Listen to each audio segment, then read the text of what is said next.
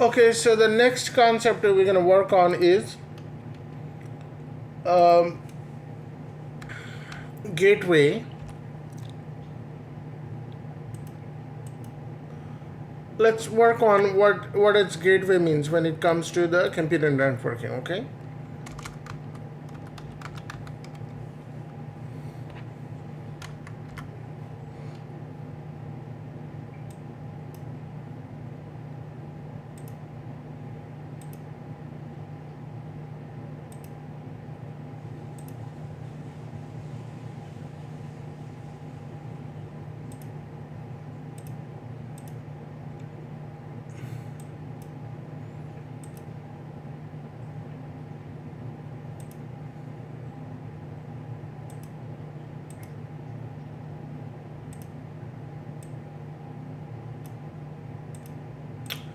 Ah, come on.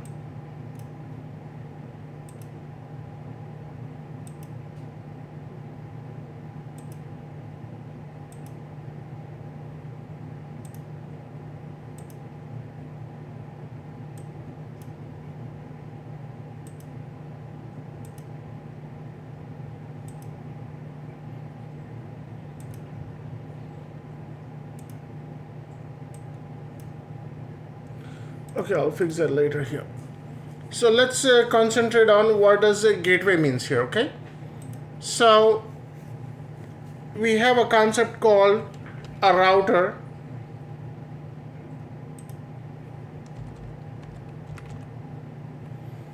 We have router and a switch, right? Okay.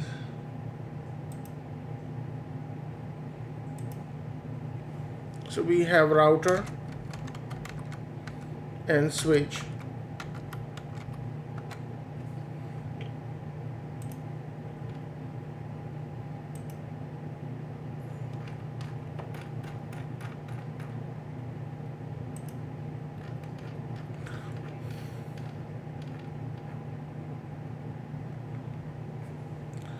Okay, so let's take a look at the router here. What does router do?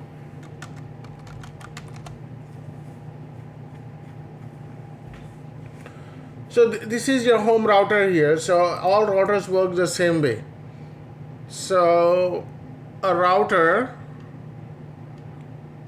has an incoming internet connection here. So let me see which one is good.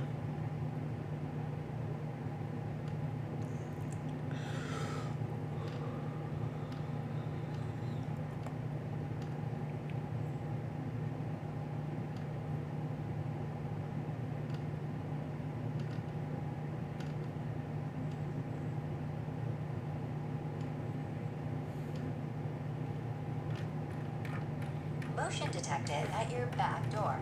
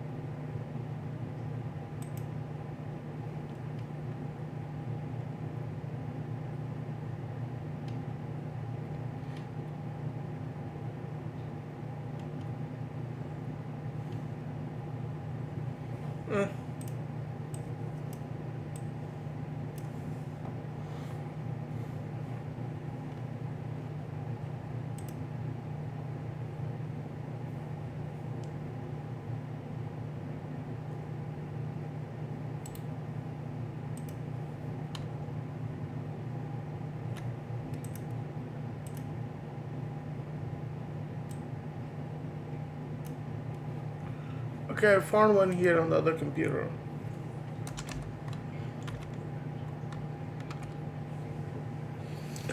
So in this example, this is a router. What a router is, it has a one port for internet coming in. Okay, and other ports, what it will do is it will distribute the internet to the other ports. Okay, so let's see here.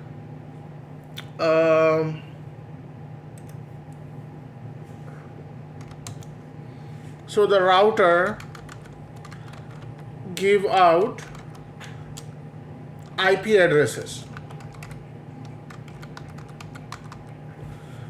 Okay, you could tell the IP address of your router.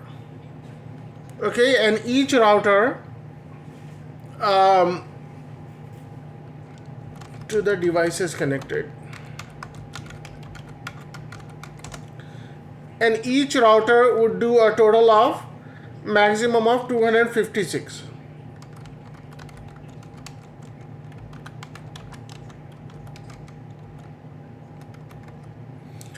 $256 IP addresses are available.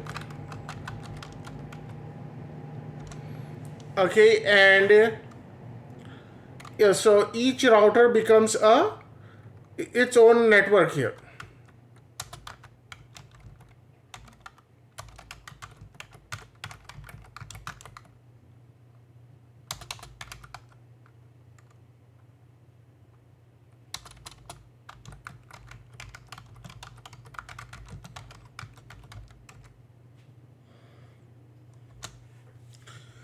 So if you have like 400 computers, how many routers do you think you need?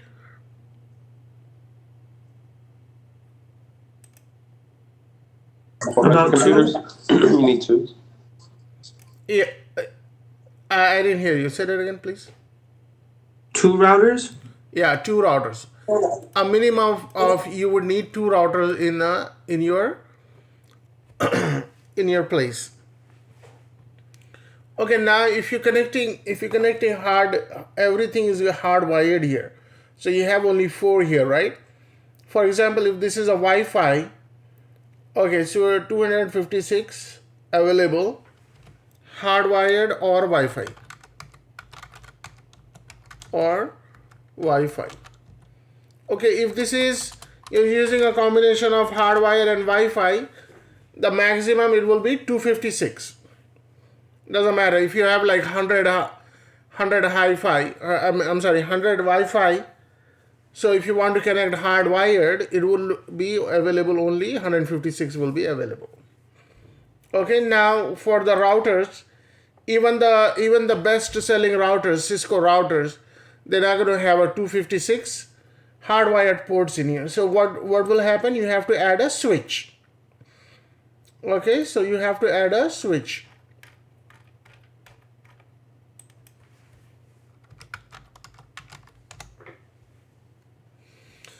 So for example, right here, this one, how many this one has? This one has 48 ports. So like this, if you're running a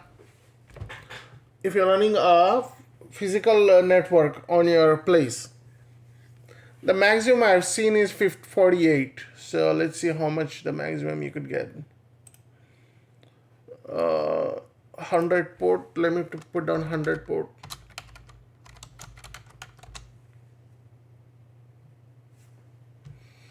Okay, just like stacked up on top of each other here. So the maximum I ever seen is about 48 switches here, 48 ports in here, because this is easy to slide in and out. So if you are running a network and you have you need to connect all the computers to a network using a wire, cabled wire.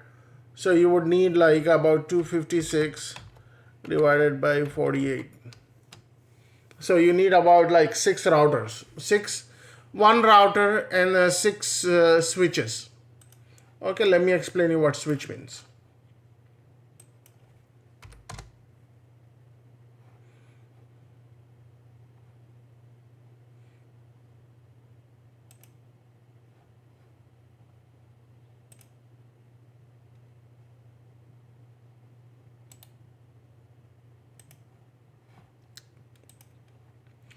So switch is just a dumb thing here. It's not gonna assign its own IP address. What it's gonna do is whatever this IP address is doing is gonna provide that here. So what is this switch doing? It's just extending this port here. So in this case, how many computers can you plug in? This is a router and this is a switch, right? So we got 1, 2, 3, 4, 5, 6, 7, 8. We have 8 ports in here plus 4, 12. So this two combination is going to support only 12 computers. Okay, but for the network to work, you must have a switch here. At least 4 computers will work. You must have a router. If you only have a switch and no router, it's a dumb thing. It's not going to work. You have to have a router for the network to work efficiently. Okay, total maximum IPs are available.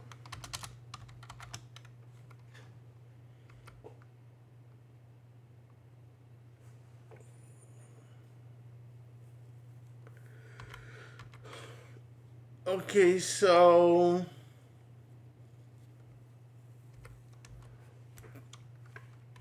why is it total? Because this is 2 to the power of 8.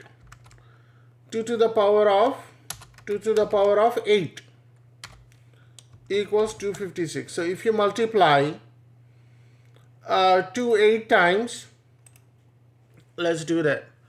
2,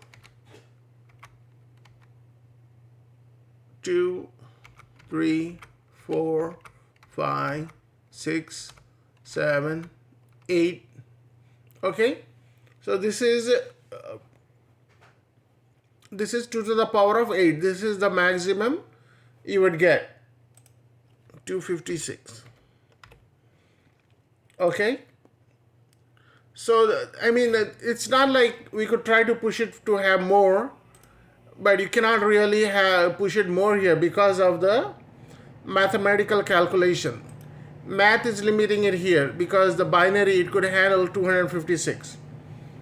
Okay, that's how things are working here. So the computers, you probably guys hear that the math is very important, and this is where you're gonna come and haunt you, because this is where the mathematical limitation will start in. Okay, and let's see here. Let's move next.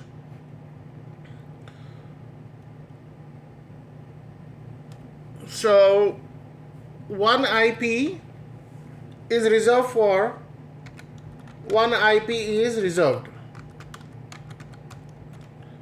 router itself.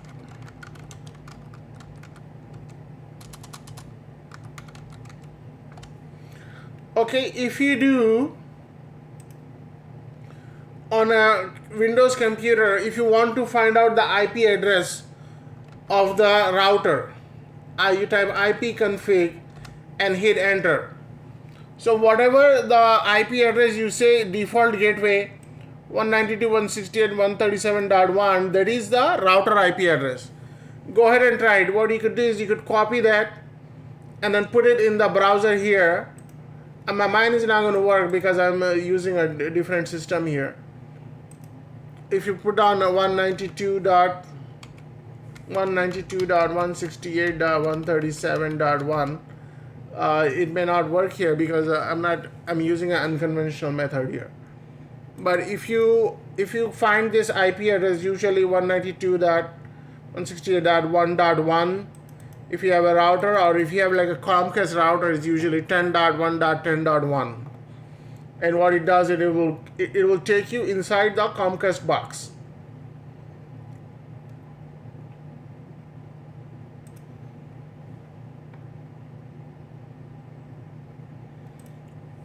And then you want to see the default net, you type clear net stat -rn. That's looking for router. Okay, so here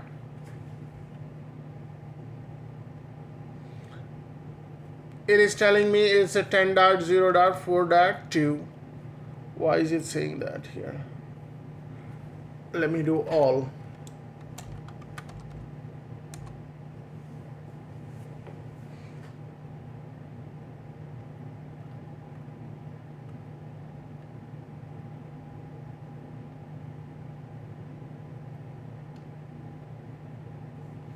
So for you guys, whatever the IP address is showing here, IP config, default gateway, that should be the gateway that would show up here for you guys.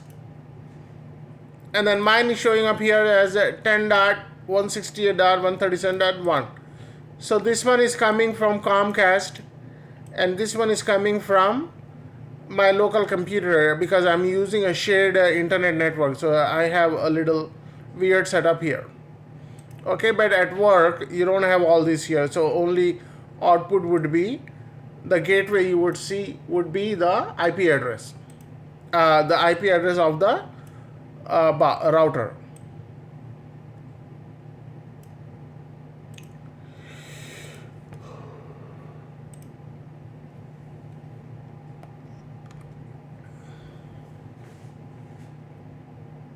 Mr. Zafar, Yeah. what about the destination side? Destination, I want to hold that off for now. Okay, because I saw that it has the Comcast IP and the other IP address. Yeah, but if you put this in the browser here, do you have like two IPs address there or one IP address destination? You shouldn't I have have two. 137. You shouldn't have those two. You shouldn't have these two lines and this line. You shouldn't have this. But you could have the top line and then the last line. Third line. Okay. So I think the destination will be your own IP itself. If you type IP config, what is it showing?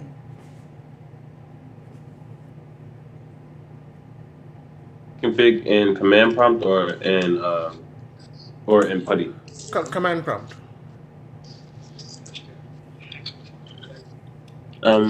It shows me the hotel IP address. Okay. But it gives me a different last three. No, so the IP address, this is what, wherever you're connecting, it will give you that IP address. And if you see the default gateway, that is what the router IP address is. Yeah, it's not showing me the route. Oh, well, yeah, it is. I see it. Yeah, so if you're gonna hack it, you find out the IP address for this and then put it into the browser and it will ask you for the username and password. Okay. Yep. Alright, so. But at work, a lot of things are very smooth because there is a network team who's taking care of the things, right? It's just not one or two people working, a lot of people are working to keep things running smoothly.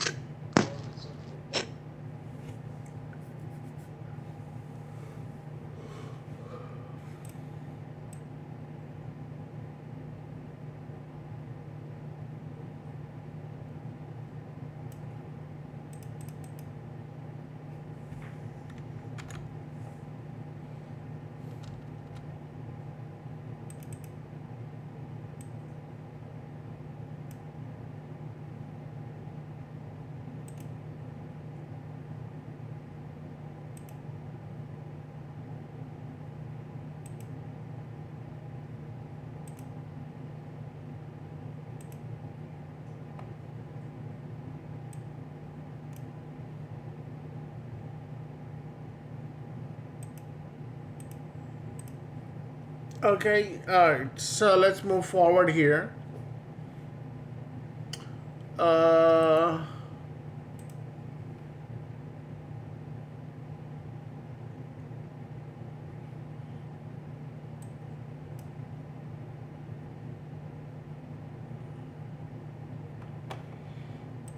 So the one IP which is reserved is the entry point. this reserved IP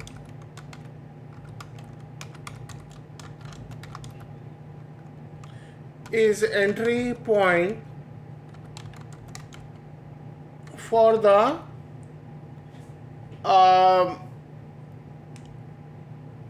network to communicate.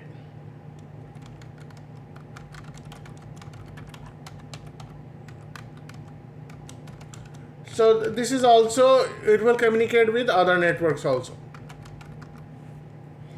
Okay, when you learn about networking, there's a lot of deeper stuff here. I'm just not going to show that here, but I think this is really necessary for you to know a little bit here.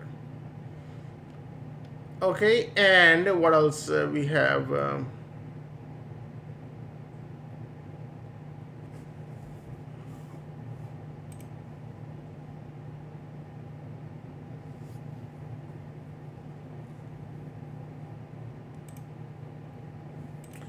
So if you type ping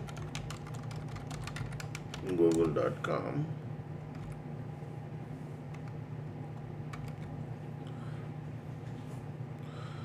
so what you see here is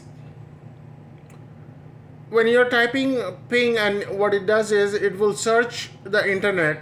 It goes to the DNS here. We'll set up DNS later, but it goes through the public DNS and look for the IP address for this here. So it took a little while before it does that. So it went around and found the IP address for Google, and then it is getting a response from the google.com. And this runs on ICMP protocol. We talked about the TCP protocol and ICMP.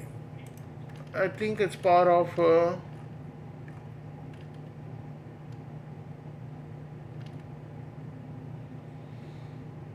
this is also a TCP protocol.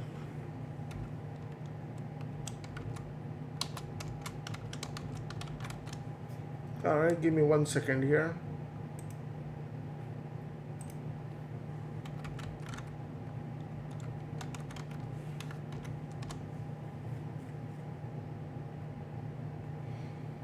Okay, it's ICMP, TCP, or UDP. ICMP has no ports, and neither TCP or UDP. Oh, okay. So TCP is described as and UDP have protocol. IP have nodes, but types and codes.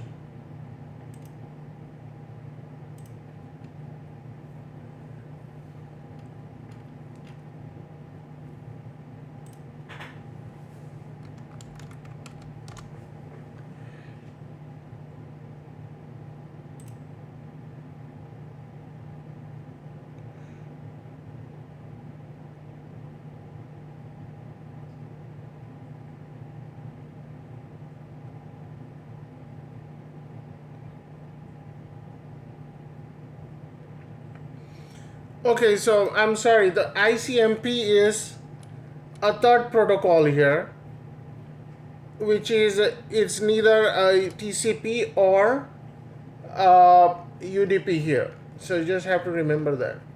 And then no, you won't get a call in the interview what is a ICMP protocol here. Okay, you don't. If you're looking for a network job, then you might, but here you won't. So ping uses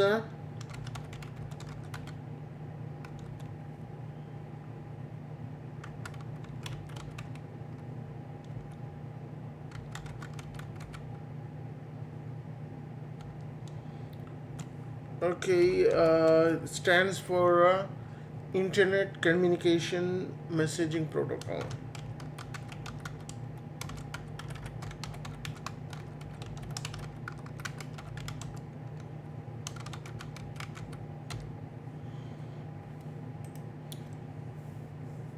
Okay, give me 1 second here.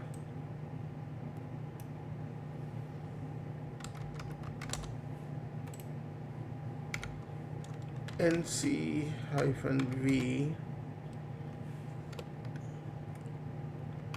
and port 22. Okay. Yeah, I'll just save this for the troubleshooting class here.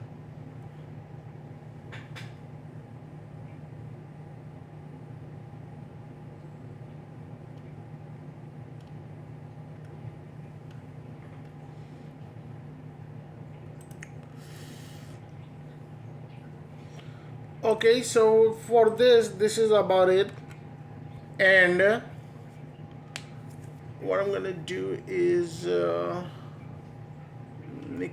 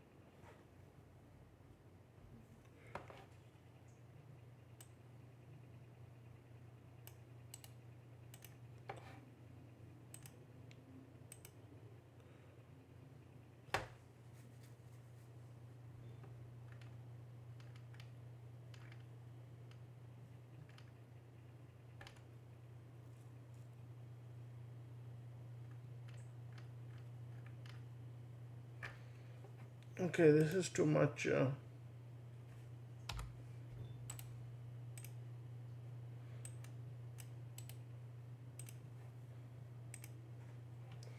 So I'm gonna put down commonly used ports.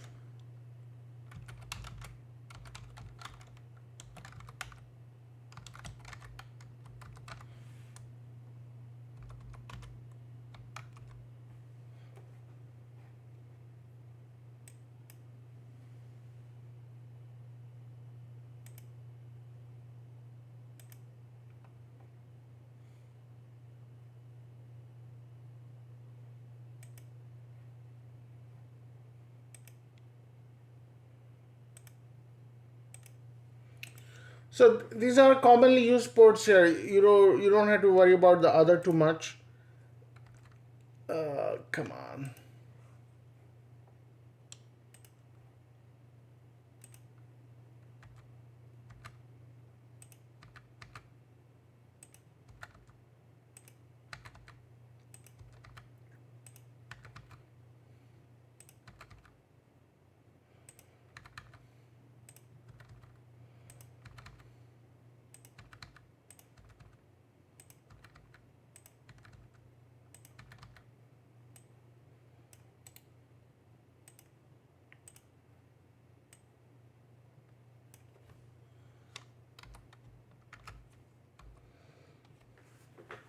Okay, so port 20 is being used for FTP, and port 21 for FTP. Port 22, we are using it right now. Whenever you are connecting a party, we are using port 22. Port 23 is used for telnet. 25 is SMTP mail. 53 we're going to use DNS server when we set up a DNS server. And port 80, whenever you go onto a website, you're using port 80. Okay, and POP3 is 110. If you set up a Google or an email onto like a local client, like what do you have these days? Local client, Microsoft. What is the mail client for Microsoft these days? I haven't used this in a while. Microsoft Outlook. If you're setting up Gmail into Outlook, then you may end up using these ports here: 110, 119, or 143, whatever. Okay, but there are a lot of ports in the system, but we are using this as only the commonly used for when it comes to the Linux here. Okay, so how many ports we have in the Linux system? Not in the Linux and Windows. Both Linux and Windows, how many ports they have? So anybody know what I'm talking about? Ports. So here, port 22 is a port. Okay, so what does port means? It's like a connection between the two. It's like a hole into the operating system where the connection is made and the communication is established. Okay, so the port is, I think, 2 to the power of 16 times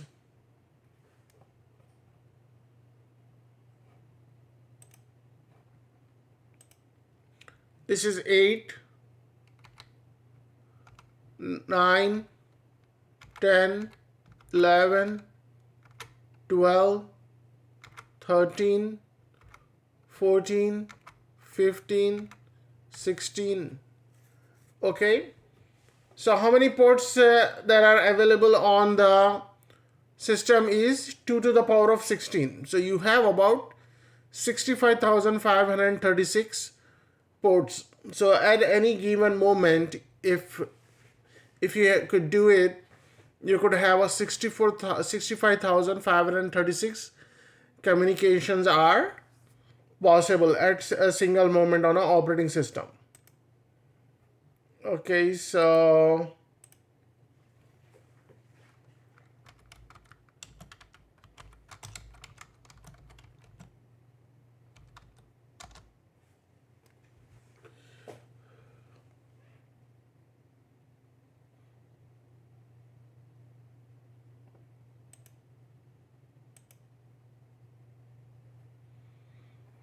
come on. Uh-oh.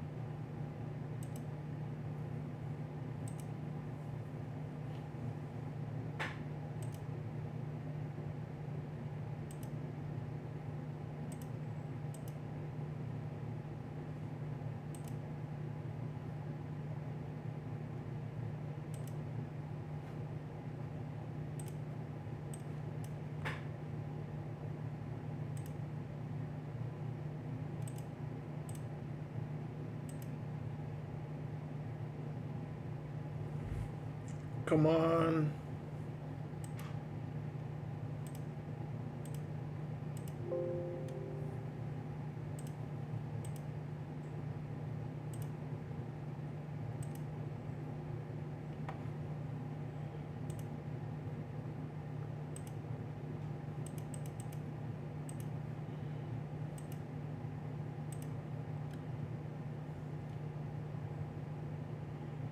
You guys are still with me, right?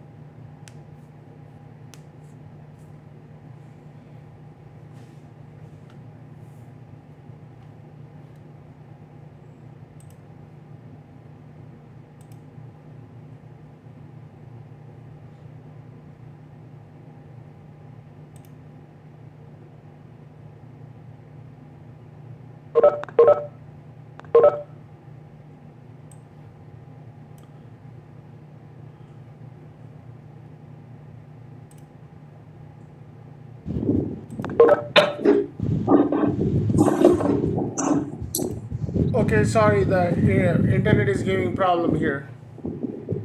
Let me put you all on.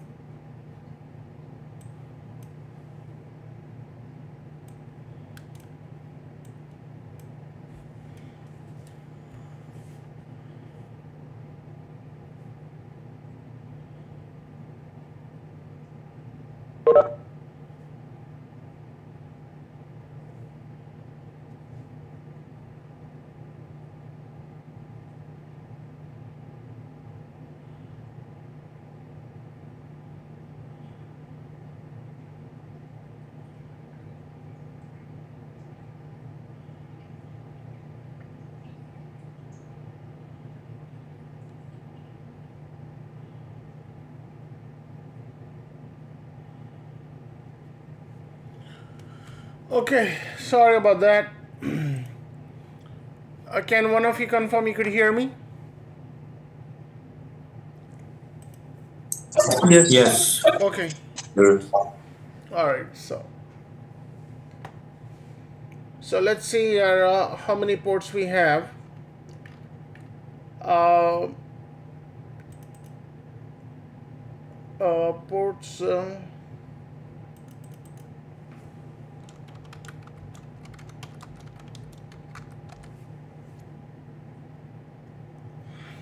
Okay, that's the answer right there.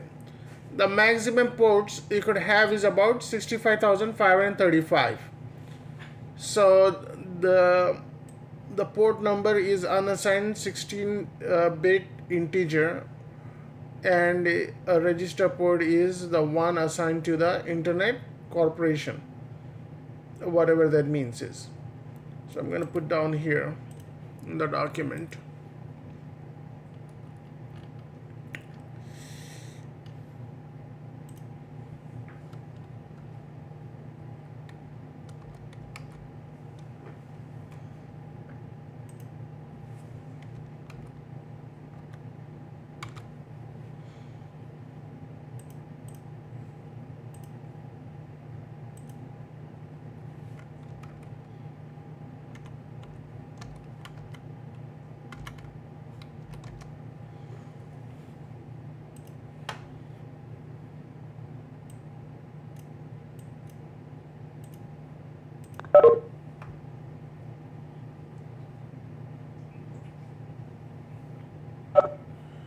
Okay, so let's talk about a little bit about the IP address classes here, right? So when you have this IP address, what does this IP address actually means? What does this IP addresses actually means? Okay, this is just not showing up here and random. This is showing up here with a purpose here. Okay, the last part is showing up random, but this part is not random here. So let's take a look what it is. Okay,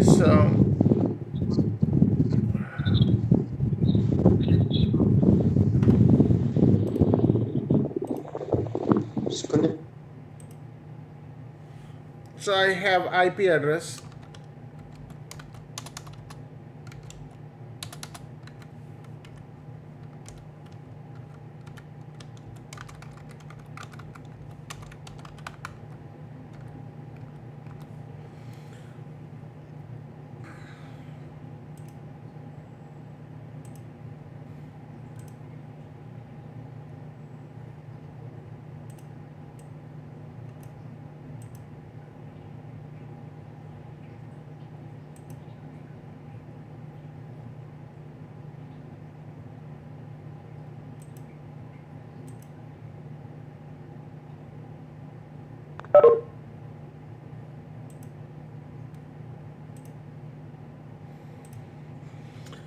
Okay, so there are 4 classes of IP address, okay?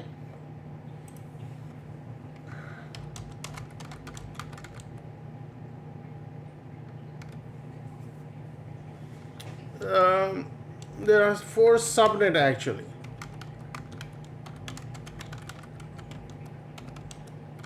In each IP address. Okay, so let's take a look here. The IP address I have is 192.168.37.14.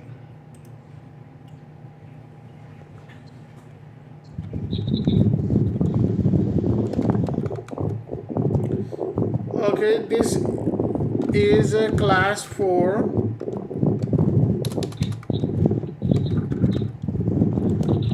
IP address. Can you go on mute, please?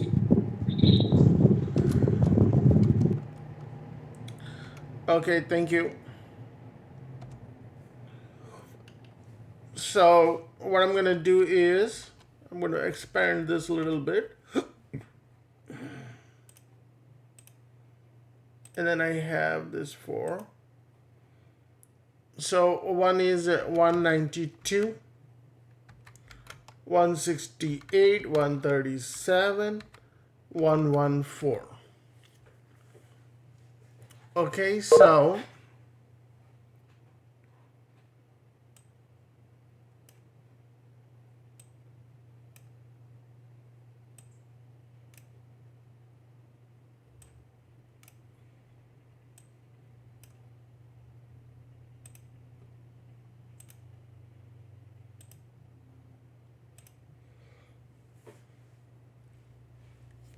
so what happens is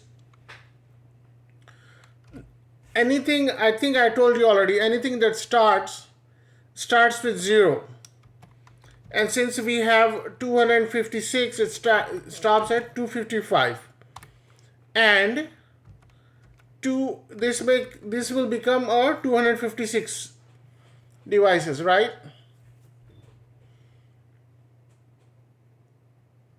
So each router, each subnet has a 256. So each subnet starts here, and this is assigned, it could have up to 256. This happened to be 192. And this part is 256, but this happened to 168, so on. Okay, in reality, how does the IP address works? It is actually 256.256.256.256. Okay, because there are 4 subnets in here. Okay, so this is the maximum IP addresses you could have.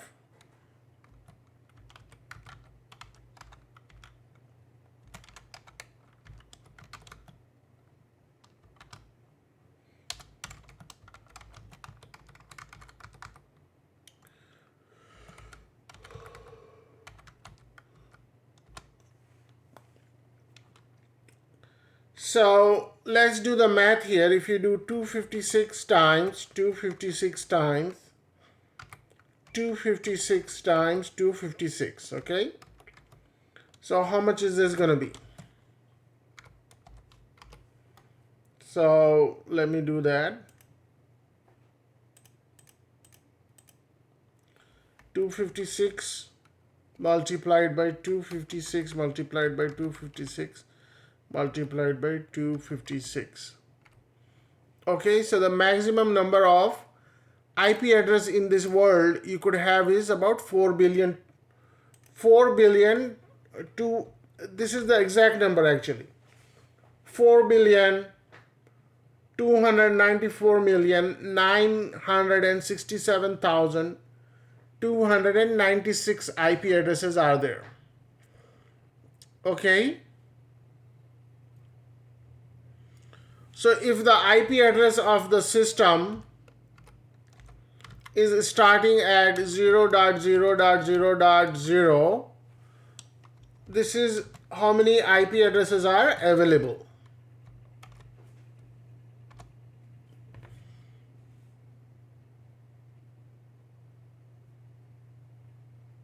Okay, and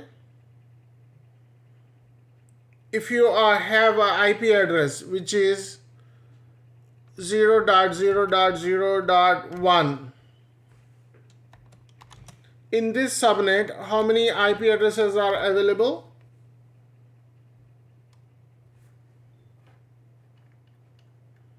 So for that, we have to look at the chart here. So we have to look at the chart. Let's see. Sublet mask. All right, this is just such a boring part here. Don't worry about it. We're gonna get past this. After this class, everything else would be much easier and exciting here. Okay. So let me type cdar.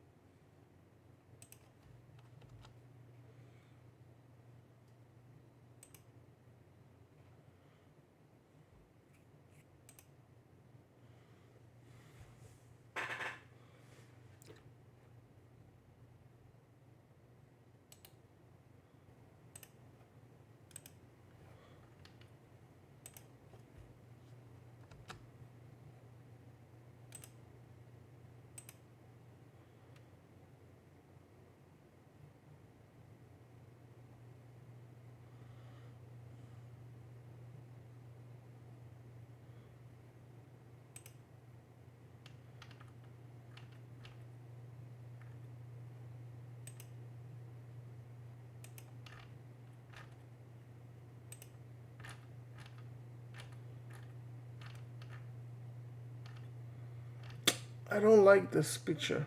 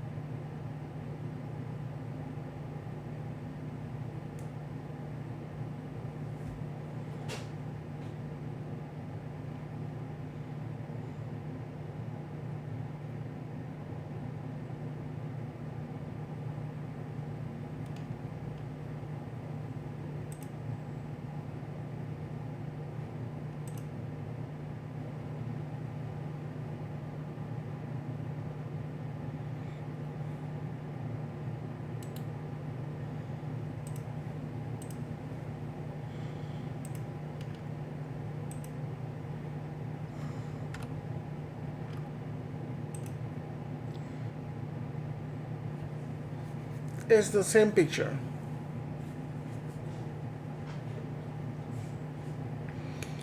Okay, here. So if this is a slash IP address, okay, let's look at the one here. The one we have here is the IP address, then slash 24. Okay, so the network we are playing around is /24. Most of the home networks, this is where it's going to play around. Right here, /24. 255.255.255.0, and these are the IP address. And the maximum you could have IPs in this class is 256.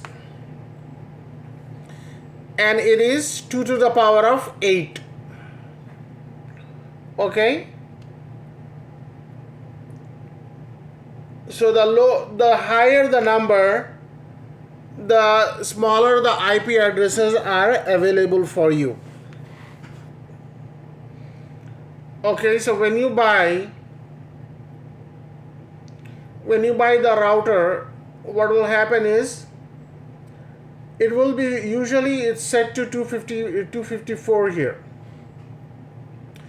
But if you want to buy a different router, which normally they don't do it. Usually it's played around, we're using 256 devices here. Why? Because if one router goes down, you could imagine 256 devices could go down. Okay, if you have like a subnet of class /17, it could handle 32,000 devices here. Okay, 2 to the power of 15. So I'm not sure if there is any specific router which could handle that much here, but these are the classifications here. Okay, so let me search one more thing. Network classes.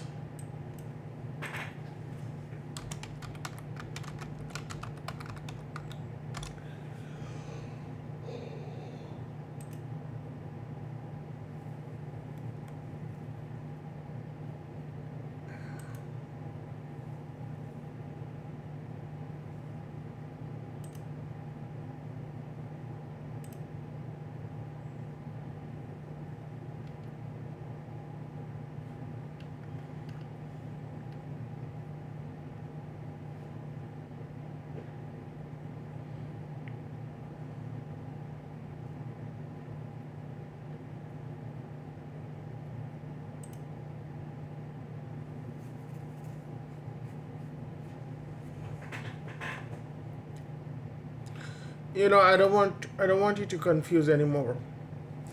Yeah. Can somebody confirm anybody has understood this, what I'm showing here?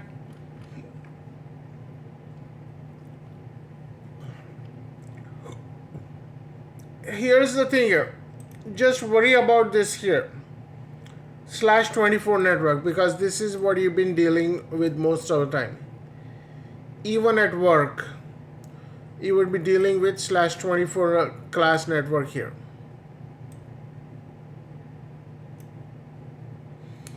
Huge corporations, I don't know what they're using here. Limit to 256. Huh?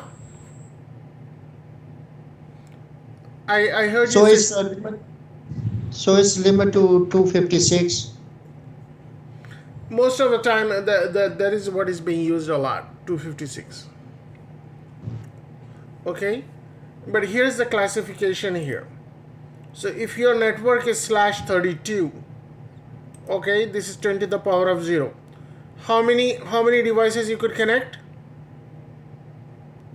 All the way on the bottom, it is you could connect only one device.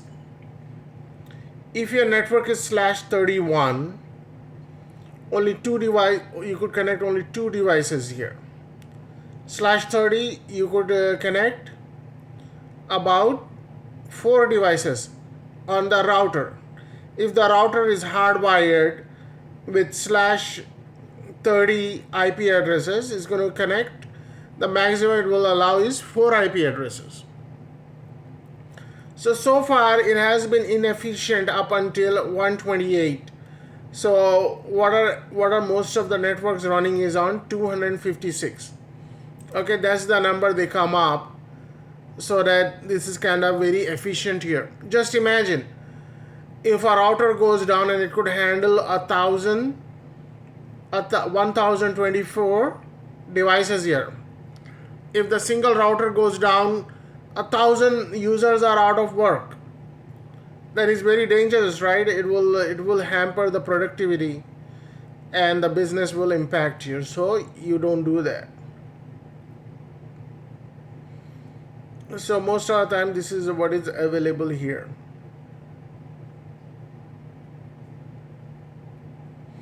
So the more you go up, the higher the numbers are available here. So this is the maximum 4 billion. So 0.0.0.0, this is it's handling 4 billion available IPs here. So that's why we are running out of IPs here. This is the maximum IPs, regardless private or public. So have you ever heard the term lease? Because once the IP is assigned, what the router does is it will assign the IP to the system for a few days, and it will detect that this device is not using the router for a while. So what it does, it will remove that IP address and give that IP address to some other device. So right now that's how we've been saving now. But if you go onto your mobile, turn off the Wi-Fi, the mobiles are using IP6. So I'm not even gonna go in there and talk about the IP6 address. IP6 address I think is almost unlimited.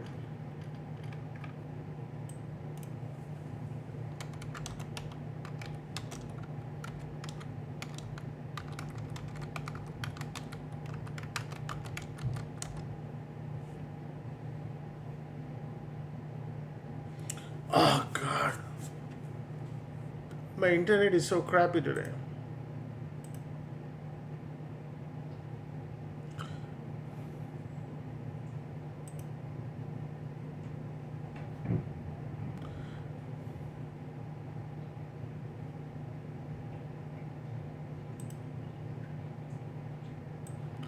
You guys still connected? Can you hear me?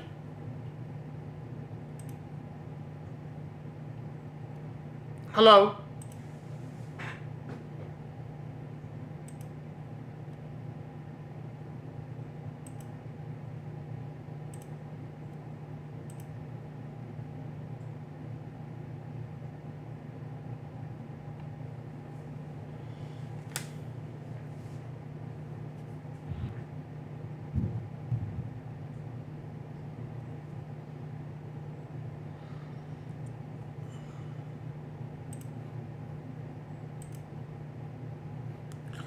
So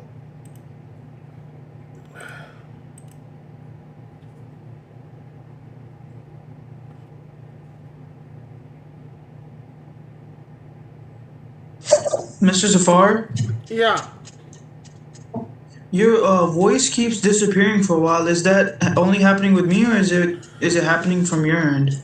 I think it's happening my end here. The Comcast is very bad here, so I'm not sure what to do. Okay, okay. We have a Because I was strong thinking flash. I'm having that problem. Yeah. Okay.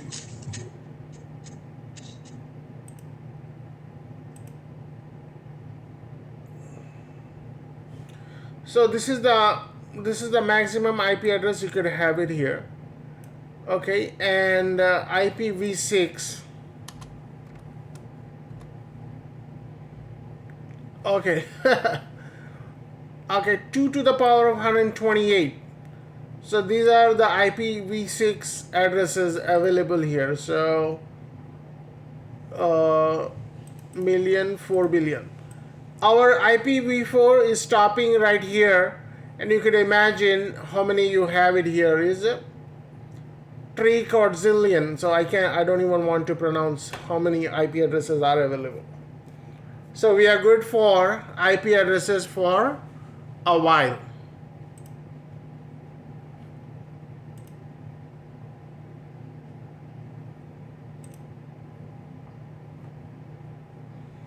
Okay, so let's see here.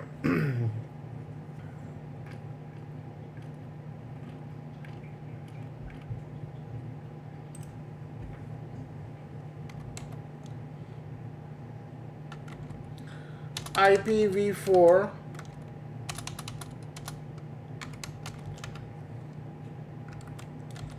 is limited to this one here. IPv6 is virtually unlimited.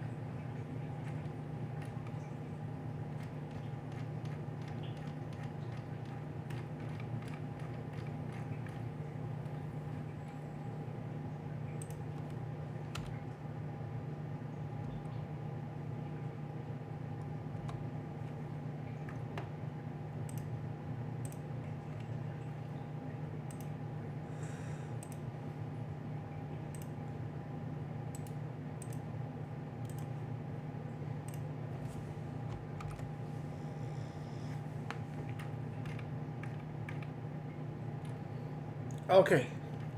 So the many IP addresses are available for IPv6.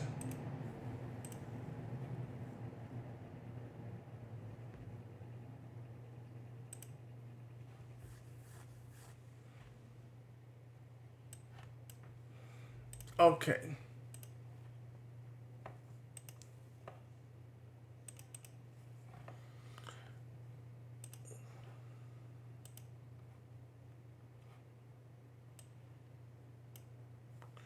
Okay, you guys are with me, right? Still? Hello? Yes, yes. Yeah. Okay. All right, good. Thank you. So sorry that we are having so much trouble today. Okay, so with this the networking, I'm going to conclude here what networking means. I would say don't stress too much on this.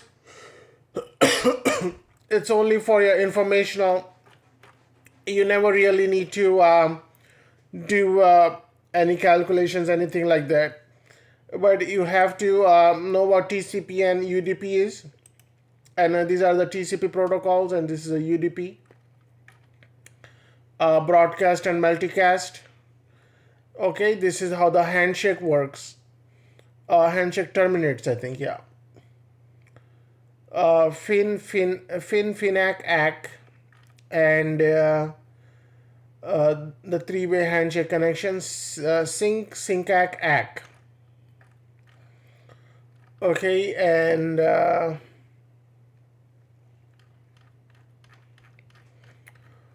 so not too much. I would say don't worry about it too much here, but just it's for informational here so that you could have some background. Okay, I'm gonna clean this up a little bit, and so what we're gonna do next is I'm gonna start the disk management. Yeah.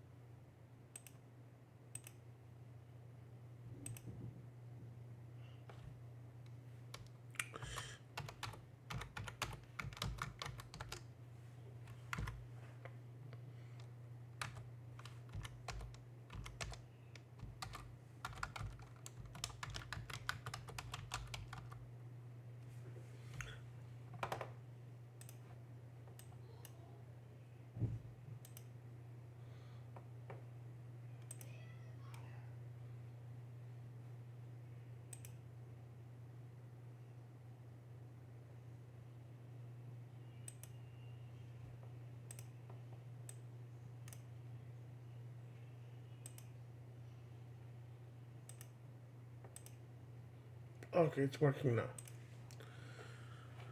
Okay, so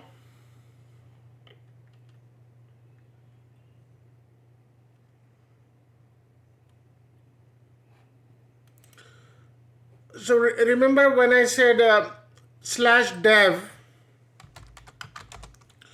if you go into cd/dev and you do ls here, you do ls-l. Okay, this is where all the devices are set up here. Some of the things are known as devices, even though they doesn't make sense here. So I'll explain you what it means, devices here. So let's see here.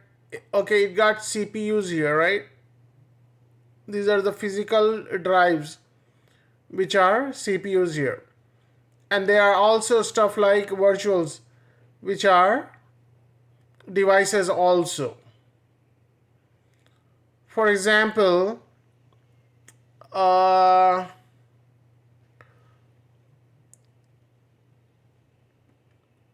do I explain this?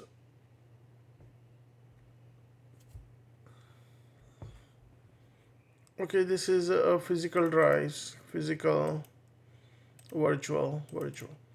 You know what? Before I show in here, let me just go back. So, have you guys ever heard about SCSI? So let's see here. How does the Linux handle the devices here? So there are so many technologies out there. You could probably heard about IDE.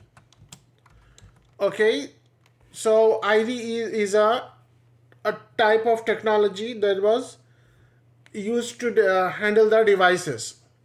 Okay, if specifically in this scenario here, you're talking about the hard disk. Okay, hard disk.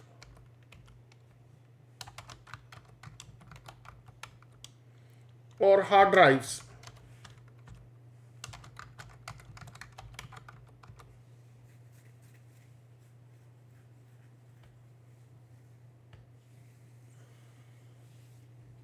So the IDE device, Linux will handle these kinds of device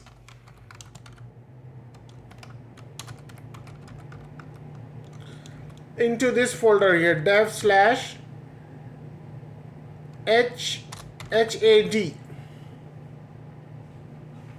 I'm sorry, HDA. Okay, and there is another type of devices called SCSI, SCSI. Linux will handle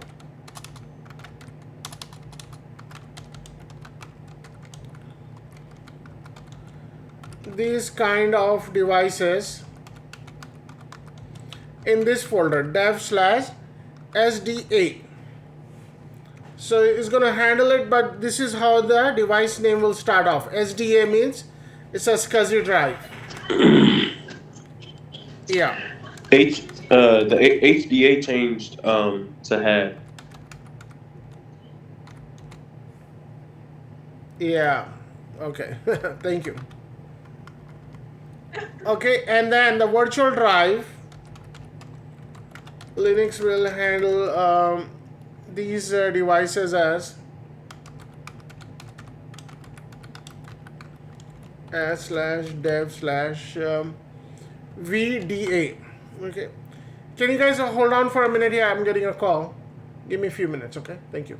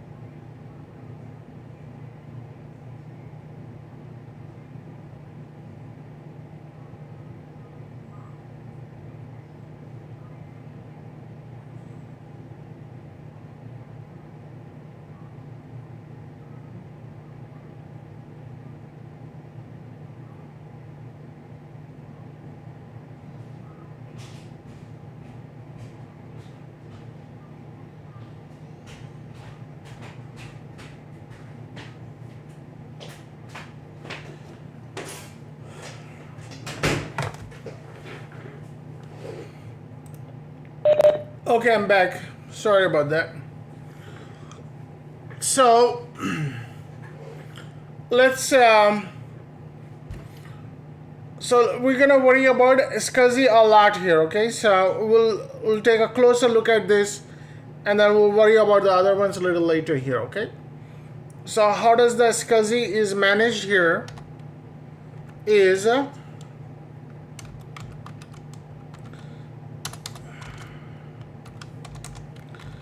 alright, so what does SCSI means here? So SCSI is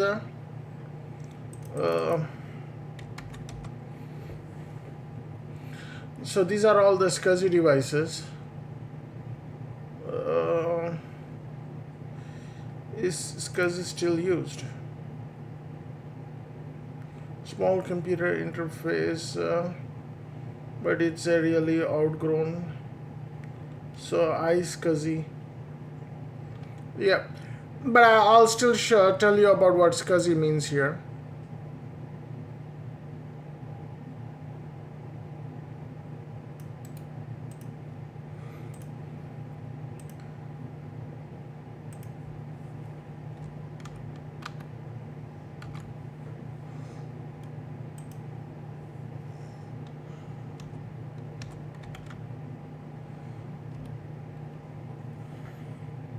Okay, so I'll show you how the system handles the SCSI devices. Okay, so very first device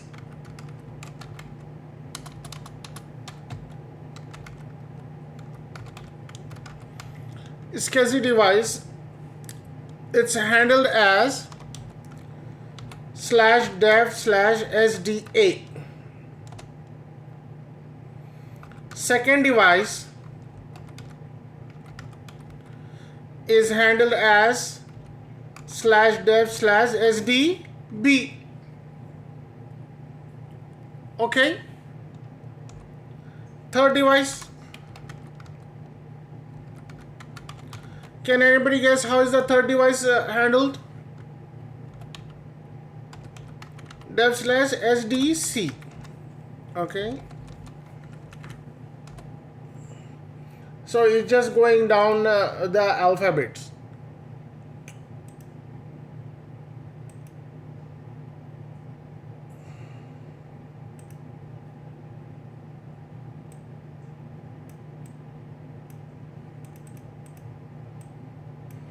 First device, second device, third device.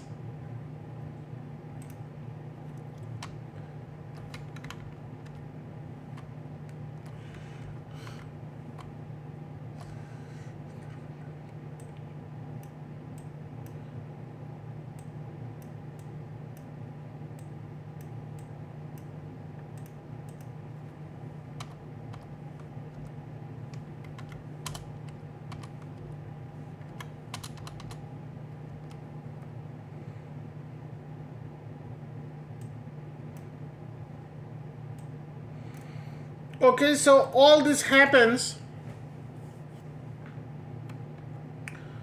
all the way down here. So the 26th device, is how much? Why is it 26 device? Because the alphabets are A to Z are 26. Alright, you guys agree with me? So the 26th device would be SDZ. Yes. Okay. All right. What about the 27th? Look at this Linux here. Linux could handle a lot of stuff here.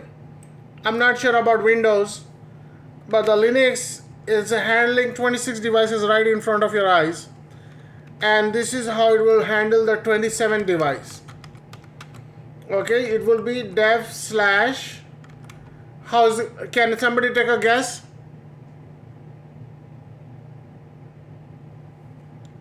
SDAA. Okay, it will start all over the top again, then it will give A. So the Linux 28 device, dev/SDAB. So Linux could handle hundreds of hard drives. that's where the supercomputers come in. When you hear about supercomputers, supercomputer is definitely not running Windows. If somebody say, come up to you and say, I built a supercomputer running Windows, I mean, just tell them to get lost, okay? Because it just won't happen. Linux is the only operating system it could handle all this. Okay, so, and by the way, disk management is very, very important.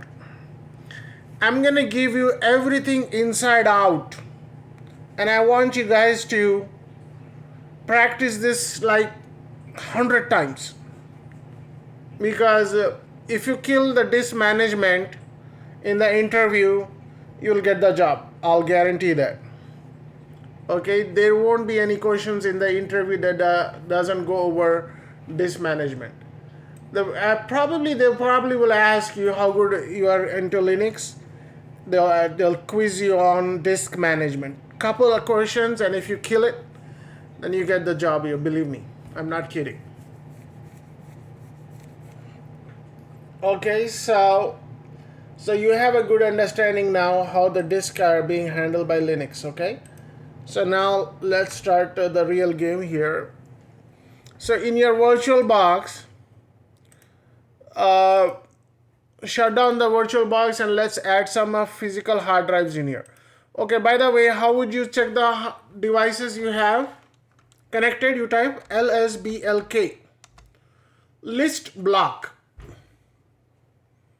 Okay, so we have SDA in here, and these are the virtual, these are the partitions virtual, and this is so I'm gonna go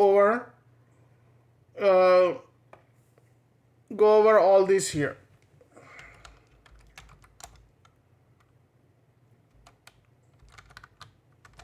So lsblk.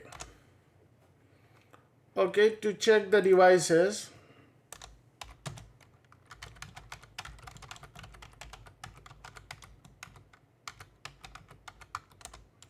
use lsblk.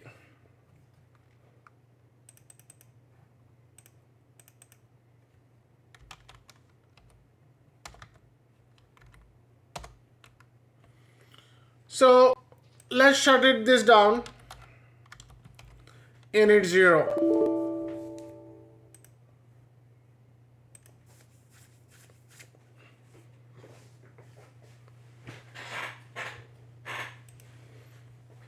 So bring up your virtual box manager, and where is the virtual box? Right here.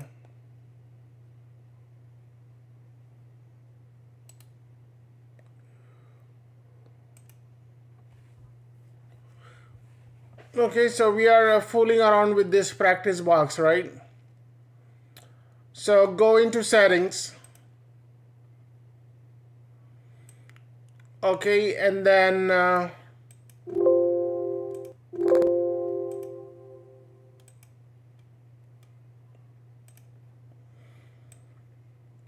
in here, go into settings, then go into storage. Okay, and then here click on controller, SATA. Okay, and then go on to do plus sign.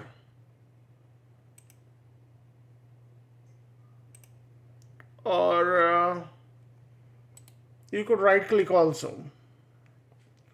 You could right click and do or you do the plus sign here, and then you select create disk here. So let me take a screenshot.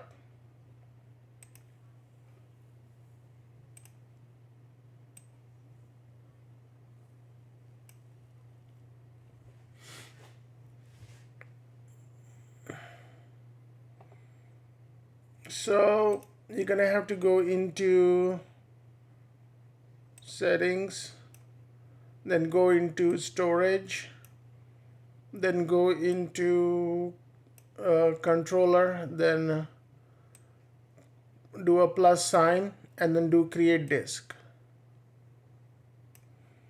Okay, create new disk.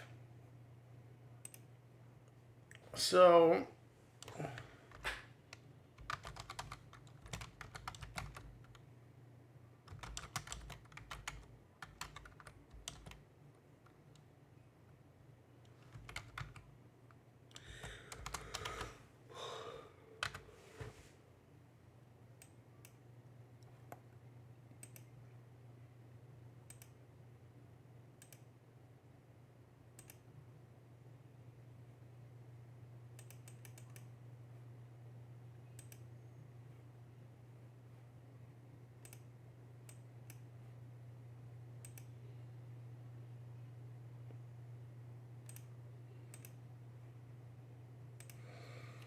okay, so you paste this here.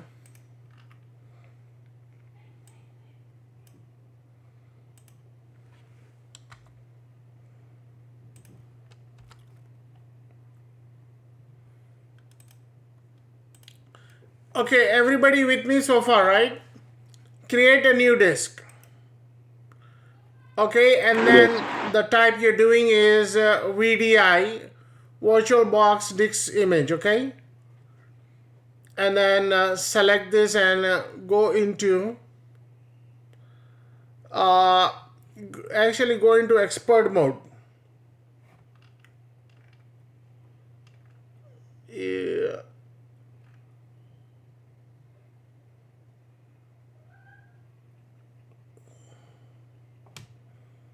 So I'm gonna take a screenshot and then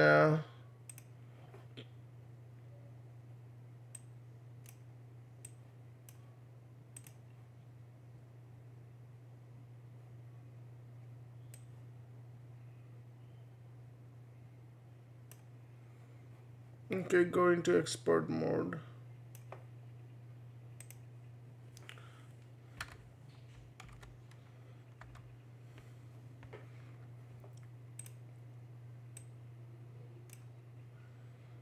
Okay, and let's see what else next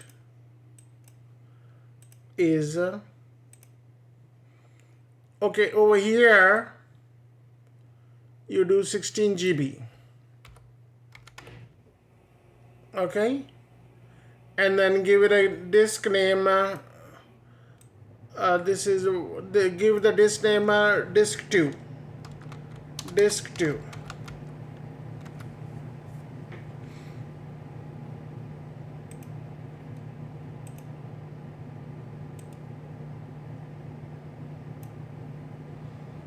So you go to 16 GB, you're gonna click create.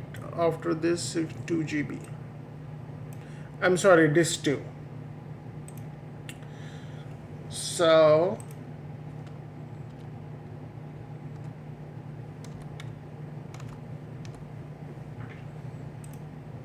okay, now click create. Okay, so now we're gonna repeat this for another 4 or 5 device disk. We're gonna add another 3 more.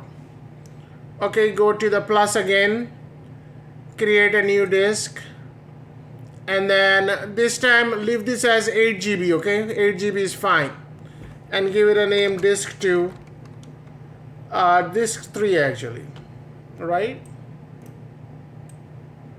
Yeah, disk 3, and then click create.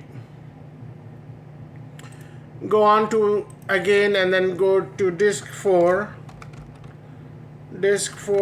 and here give about 24 GB here. I'm giving you different sizes so that I'll show you how to manipulate all this. Okay, and then create, and then I'm gonna go ahead and do that again, and disk 5, right? 1 2 3 4 5, and then I'm gonna give this 32. Okay, and then I'm gonna click create. Create disk 4 here.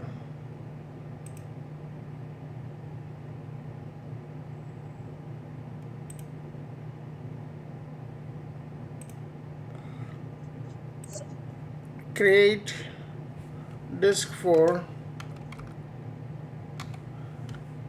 in It's gonna be disk 5, I think, because we created disk 4 already. oh, okay, yeah, thanks. Disk 5 and so 2 3 4 5. Okay, good. 32 GB, okay. In the real world scenario, it's like 30 terabyte, 40 terabyte, 50 terabyte. That's how it's gonna be. But don't worry about that now. As long as you know the concept, you're good.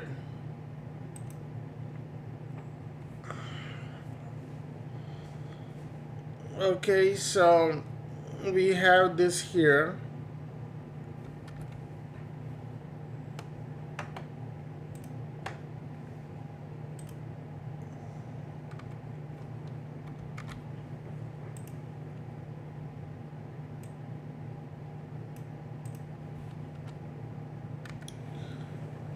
So our disk, so disk 2 is how much? 16 GB. Disk 3 is, I think we left it off at 8 GB. Okay, and disk 4 is 24 GB. Disk 5 is 32 GB, okay?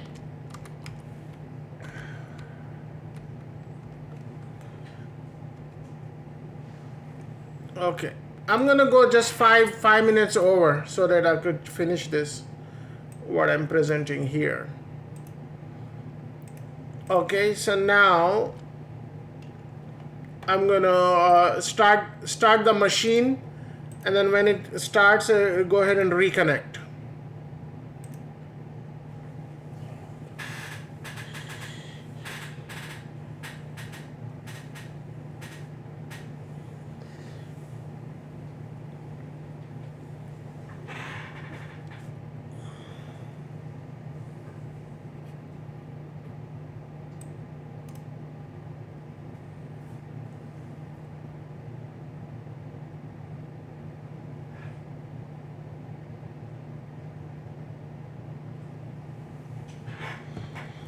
Okay, so it's booted up. You guys know how to reconnect. Like right click and restart session. Root, Red Hat, clear. I'm gonna type lsblk. So now, if you look here, it is showing only one disk here. But if I do lsblk, it should show us another new 4. 1 2 3 4. So what this is these are the new raw disks sitting there and getting wasted here. So what we're gonna do is we're gonna use them.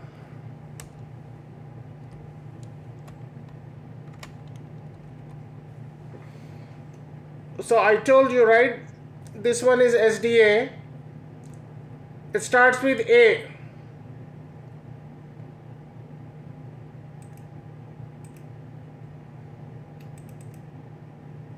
B, C, D, E. Okay, these are physically added here. And where are these being controlled in? Is being controlled in, you do ls-l slash dev slash sd and asterisk, okay? What is the asterisk means? It will match the case. And you see all the devices in here. So there is a proof that all the devices you are messing around with goes into the dev device,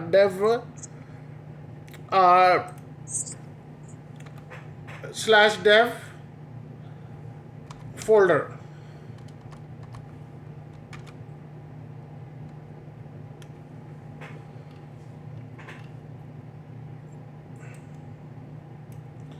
There is the official address for the devices.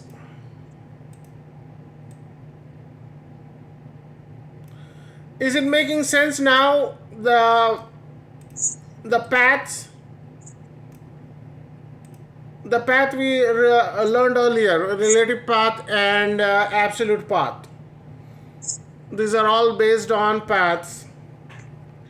And here's another shocking thing is these devices are being handled as a file. Alright, don't worry about it. I'll tell you what is all this means.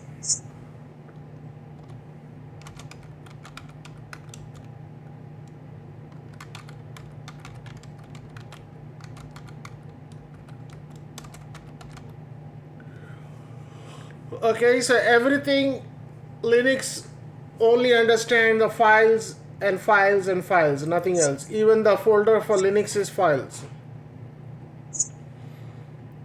Okay, so that is what we have here. We have this setup ready here. Okay, let's see. Does it gives you the? So this doesn't give you the size information here. The previous information gives you the size information also. Okay.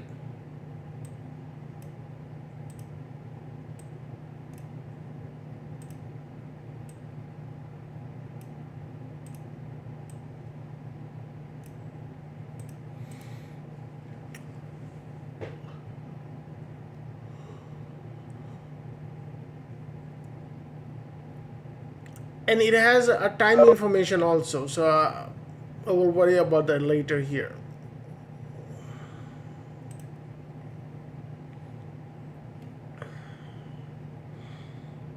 Okay, so I think it's 6 minutes past here, so I'm gonna stop here, and then we'll pick it up from where we left off today. Okay, we'll do it tomorrow. Okay, any questions? At least have all this ready by tomorrow so that you could follow along. I'm going to upload this as soon as I can, okay? And what else? Yeah, at least have this ready. And then when you do LSBLK, you should have all this here. Showing up here. This 1, this 2, 16, 8, 24, 32.